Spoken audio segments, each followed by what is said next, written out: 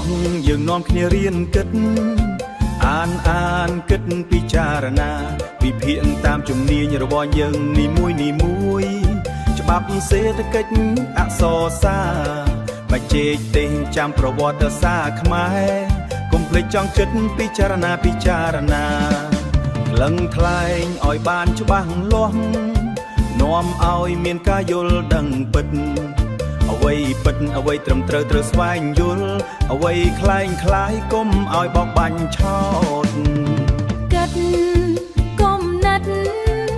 មើលពតមាននៅចិត្តប្រុងចត់វិភាគទស្សនៈឲ្យបានច្បាស់នាំឲ្យយើងចេះនិយាយពន្យល់នាំឲ្យយើងចេះនិយាយពន្យល់បកស្រាយហេតុផលបានសមស្របចេញវិភាគចេះដំស្រាយបញ្ហាបានត្រឹមត្រូវដោយប្រាជ្ញាឆ្លៀសវៃចូលយើងត្រូវនាំគ្នារៀនគិតពិចារណាដឹងខុសត្រូវដើរតាមផ្លូវល្អចូលយើងផ្លូវល្អចូលយើងនាំគ្នារៀនគិតពិចារណានាំសរសងជាតិរីកចម្រើនរុងរឿង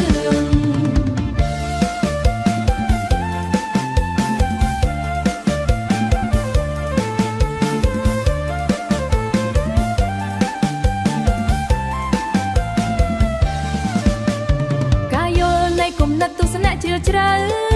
នាំឲ្យយើងចេះសរសេរល្អស្អាតត្រឹមត្រូវស្មោះត្រង់មិនចាយបញ្ចាមិនតតន់មិនលំអៀងចិត្តសរសេរតែអ្វីជាការពិតយុត្តិធម៌បរិសុទ្ធថ្លាថ្លែងឲ្យពាក្យពេចន៍មានតម្លៃខ្ពស់ជាប្រយោជន៍ដល់មនុស្សគ្រប់គ្នាចូលយើងត្រូវនាំគ្នារៀនគិតពិចារណាដឹងខុសត្រូវដើរតាមផ្លូវល្អចូលយើងផ្លូវល្អ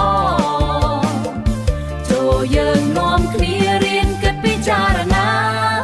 នាំសរសងជាតិរីកចម្រើនរុងរឿង